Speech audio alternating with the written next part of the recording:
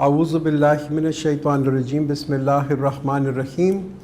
There is a wide difference between, and the difference between a force and a mob is, a force is disciplined and a mob has no discipline in it. That's the difference. They are both forces, but a mob and a force is very, very different. And this is so much in line with what Quran actually tells us. Quran says, Ya ayyuhallazina amanu atiu Allah wa atiu Rasula wa ulil amru minkum. This is an ayat from Surah Nisa. O you who believe, obey Allah and His Messenger and those of you who are in authority. Do we obey people who are in authority? People just say, my boss, oh, he's the biggest idiot. I'm not going to obey him. Oh, the prime minister, oh, he's a person who takes rishwat. I mean, we call our leaders all sorts of things. Quran says, oh, you believe, obey Allah and His Messenger and those who are in authority over you. I mean, it teaches us that we cannot do baghawat. This is a hukum of Quran. How many people are obedient to this? So allegiance and obedience to Allah first, allegiance and obedience to the Messenger. We don't even obey Allah. We don't even obey His commandment. What is written in the book, we don't obey. And the Messenger, that's a far call for us, that we obey the hadith. My God, we question the hadith, is it authentic or not authentic? That's the kind of argument we put ourselves to. And then allegiance of those who have been invested with authority. If we don't obey Allah, we don't obey the Messenger, why would we obey our leaders? Why would we obey our leaders? I mean, simply we can see the kind of sickness that this nation is being faced with. So the sign of a failed nation is that people take pride in breaking the law and authority. Honestly, go stand on a red light and you would see how many people would break the red light and cross. And how many people are those who are breaking, who are people of authority. They will have a government number plate, they will have a guard and everyone with them, and they will just zoom past the red light. Is this obedience? Now if people on power are not willing to obey this simple thing as a traffic light, how can you expect them to be obedient to the other rules and regulations? Honestly. So sometimes you think why we are so beaten and the kind of condition Muslims are in, we don't realize this is our problem. It's not a problem of Islam. It's not an Islamic problem. The problem is with us. It's each one of us who needs to see how obedient we are with this. Now, let's just also look at a very important hadith, and this is a Sahih hadith from Muslim and Bukhari. Our Prophet said, it is obligatory on a Muslim to listen and obey the orders of those invested with authority, whether he likes it or dislikes it. So if you have a boss who tells you whether you like it or don't like it, you need to be obedient to him, provided that it is not sinful. However, if he is ordered to do something sinful, he should neither listen to the ruler nor obey the order. Of course, if the ruler says don't go say your prayers or stop from prayers or do this something which is not acceptable from Islam, only then you can actually not listen to their order. Now moving on to ayat number 250. فَلَمَّا بَرَزُوا لِجَالُوتَ وَجُنُودِهِ قَالُوا رَبَّنَا أَفْرِغْ عَلَيْنَا صَبْرًا وَثَبِّتْ أَقْدَامَنَا وَانصُرْنَا عَلَى الْقَوْمِ الْكَافِرِينَ. And when they came face to face with Jalut and his forces, they prayed, O our Rabb, pour down on us patience. Pour down on us patience and make our steps firm and assist us against the unbelieving people. Now, first they prepared themselves. Tawakkal on Allah does not mean that we don't prepare ourselves, we don't think through, we don't do our work and we just have tawakkal on Allah. First he prepared the army and now he starts his prayers, because this is something that we need to understand. Jalut, who the enemy that they were facing, also named over here, he inspired fear and awe in the hearts of his enemy. He was a very powerful leader of the Palestinians.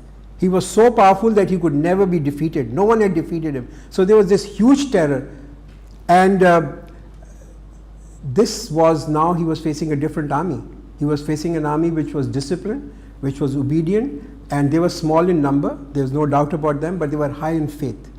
They were well trained and very patient and very disciplined. Now this, what does he say? O our Rabb, pour down on us patience. Give us sabr.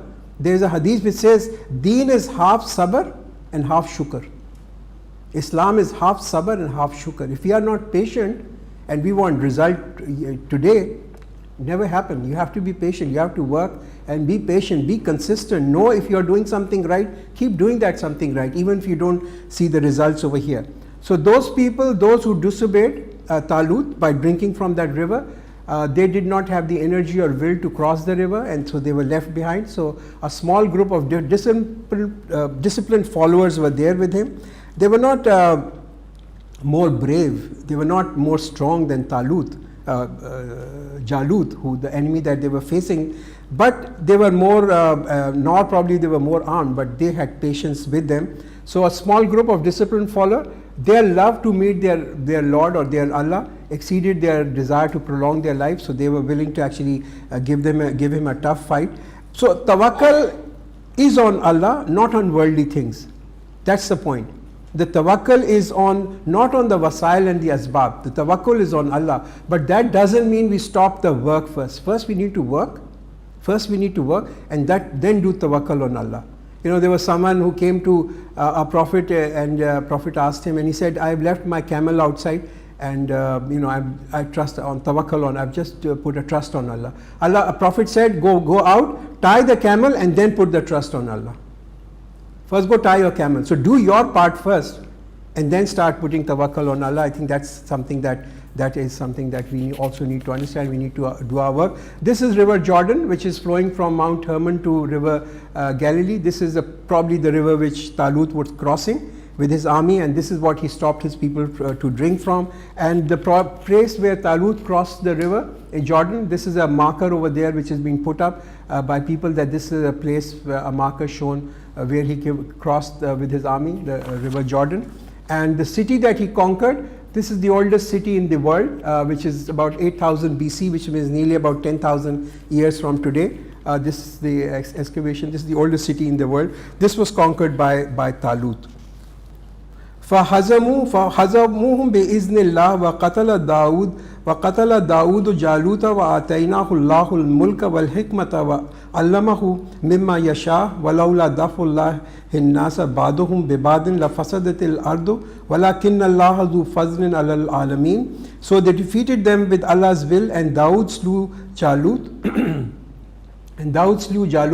And Allah gave him kingdom and wisdom and taught him of that which he willed. And if Allah had not repulsed some people by the other, disorder would surely overwhelm the earth, but Allah is bountiful to all the worlds. So Daud, where does Daud alayhi salam come into this picture? Talut was the leader, and then Talut was going, when he was going for the battle, he saw that there was this shepherd who was very experienced with sling, and the string and slims, he was a great marksman, and he could hit a long distance by throwing a stone. And so therefore he asked him to join his army, and Daud was a young man at that time. He was not a prophet up till now. So he came in and he enrolled in the army of Talut, and also a very disciplined person, and he could shoot this pebble with very effectiveness.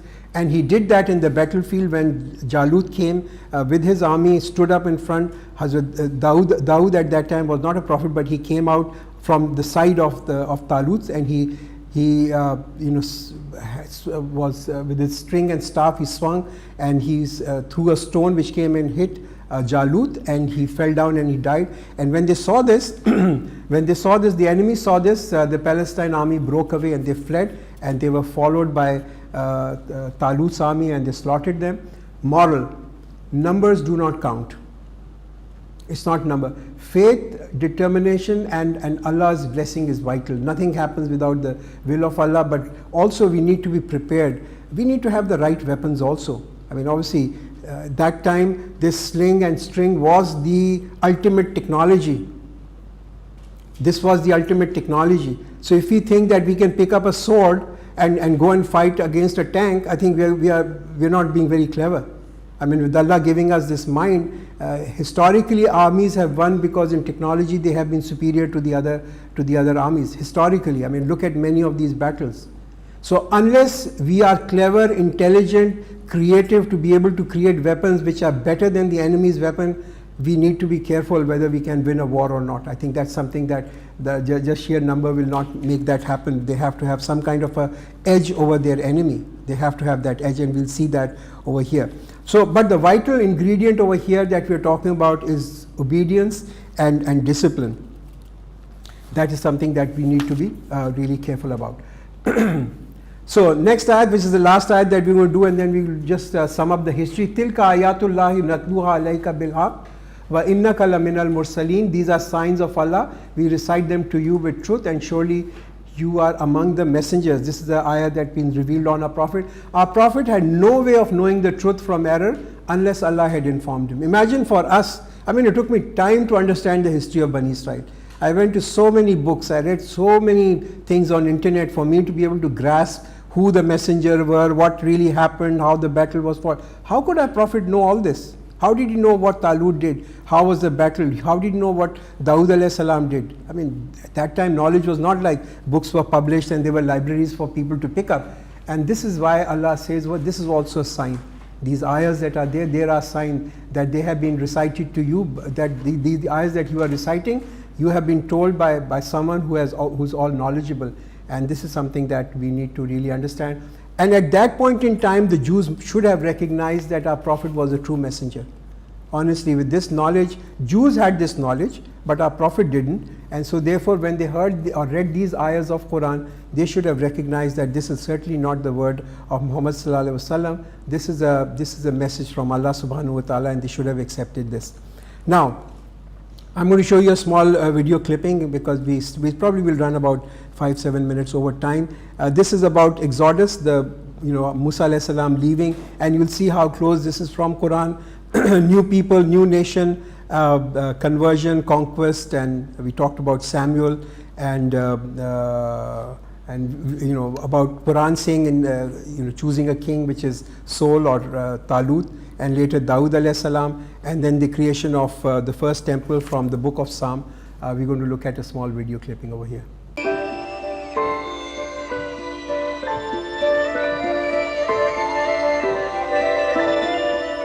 The God-driven people who entered the sanctuary of Canaan with a vivid memory of the Sinai experience merged into the established Canaanite population.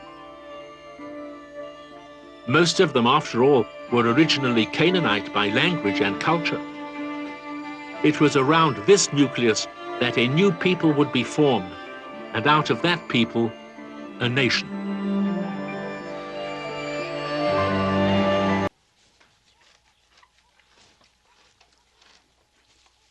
The inscription on this wall is in ancient Hebrew.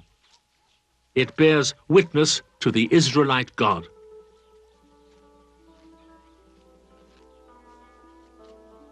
In the course of 2 centuries, the belief in Yahweh and his law spread through the hill country and wilderness of Canaan by conversion and by conquest. As it spread, its adherents formed a league, a federation of little communities.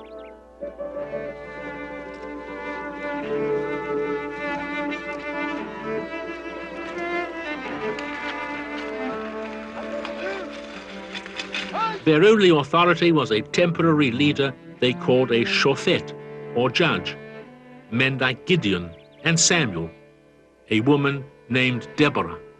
The only thing that linked the communities was the covenant of Sinai. They carried tablets inscribed with God's laws into battle when they fought with neighboring peoples for control of the countryside. Their greatest adversaries proved to be the Philistines, those descendants of the formidable sea people with a newly discovered source of power, iron. It gave them a critical edge in warfare. Their burial cases may look benign, but their iron weapons made the Philistines the scourge of Canaan.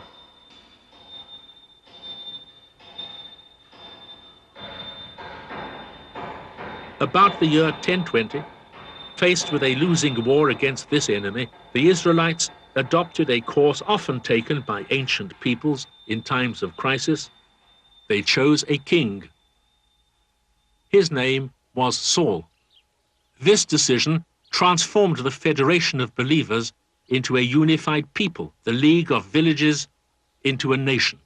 But it would have a drastic impact on their simple form of society. It was contrary to the spirit of a religion in which God was, in effect, the only legitimate sovereign.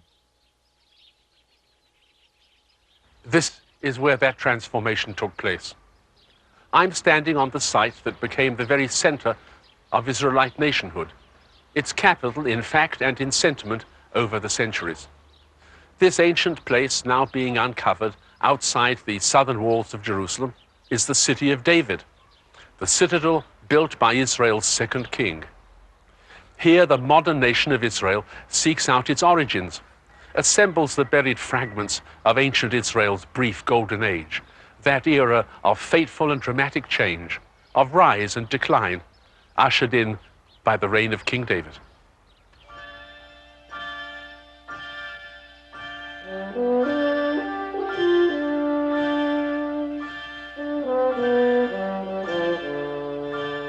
David, a popular hero who staved off the Philistine threat and unified the scattered communities of Israel. In the city of Jerusalem, he installed his government and provided a permanent home for the tablets of the law, the powerful symbol of his people's belief. David himself was one of the voices of that faith, a poet credited with some of the loveliest psalms in Hebrew literature. O Lord, our Lord, how great is your name in all the earth. When I consider your heaven, the work of your fingers, the moon and the stars, what is man that you are mindful of him?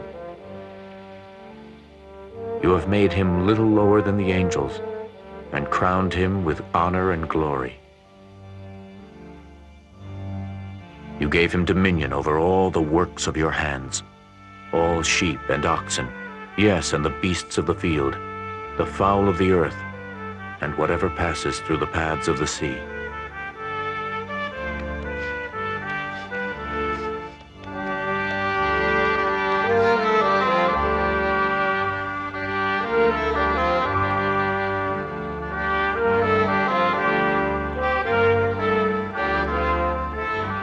David's legacy was an empire.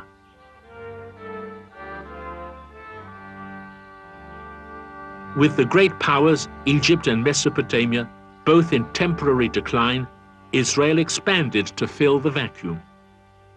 Israel's dominion extended north to the Euphrates, south to the borders of Sinai. The nation of refugees was now a ruler of subject peoples, Canaanites, Edomites, Moabites.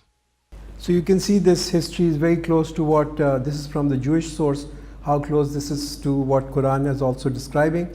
And again, when you look at the kingdom of the Israelites, Talut, we talked about him, sold his son Jonathan. They were killed in a battle with the Philistines in 1010 in Mount Gilboa. This is marked over there in the map. And at that time, Daud alayhi salam, he was one of the a very privileged warrior in Talut's army, and he also married to Talut's daughter, Mitchell, as the name comes in Bible. And from there, after Talut's death, his son Ishbel, he was the surviving son of Talut. He ruled his father's northern kingdom, and Daud alayhi salam established a kingdom from the south hills at the capital in Hebron. So this is what it was. For 7 years, Daud alayhi salam, after 7 years, Daud alayhi salam was crowned as the king of Hebron. Ishbel, who was the son of Talut, he was murdered, and his assassin fled to Daud alayhi salam's court, and he dissociated himself from Ishbel's death and had his murderer also executed. And now Daud alayhi salam became the ruler of the United Kingdom of Israel and Judah. And one of the greatest feats in the life of Daud alayhi salam was the conquest of Jerusalem. He conquered Jerusalem, which came to be known as the city of David. It's still called the city of David. And he was known to be a very just and a merciful conqueror of Jerusalem. He treated the existing inhabitants, people who were living in the city, with great respect. And he was a very respected ruler. The place where he was born, Bethlehem, this is the place where Daud alayhi salam and Isa alayhi salam later on would be born. So this is the city of Bethlehem where both these prophets were born. And Jerusalem, this is a city which was established by Daud alayhi salam, and it became a kingdom, capital of the kingdom of Israel. In the background you see this dome. This is Masjid Aqsa, which is also where our Prophet ﷺ came, and in his journey to the heavens. We will also talk about that later, but this is the city of Jerusalem, and this is the temple or the area which was the old wall of the temple, which is also very holy for the Jews, and this is a picture of a temple about 300 BC. So you can see a lot of these candles and other things that I talked about. I will at some point in time explain their significance also. This is a typical village in Jerusalem, how it would be looking like, and the kingdom of Israel under the leadership of King David, Dour alayhi salam, between 1000 and 961 BC, it expanded from the Euphrates right up to the Sinai Peninsula. All this was a very large kingdom, all the territories over there. And from the kingdom of Israel, from Daud alayhi salam marriage with Bathsheba, after the death of her husband in a battle, a son was born. His name was Shalom, or they say peace or salam, and later he was known as Prophet Suleiman. So the father was also a prophet and his son was also a prophet. Suleiman alayhi salam, under Suleiman alayhi salam, his reign began at 600 and 960 BC. Jerusalem acquired a regional status, and he built a marvelous city, and the first temple was also built by him, and so therefore he remained in power for many years. This is the model of the first temple. The first temple was destroyed by Nebuchadnezzar, which became the most cherished institution in Israel. After his destruction of the first temple, then when the Jews came back under Uzair alayhi salam, then they rebuilt this temple after that.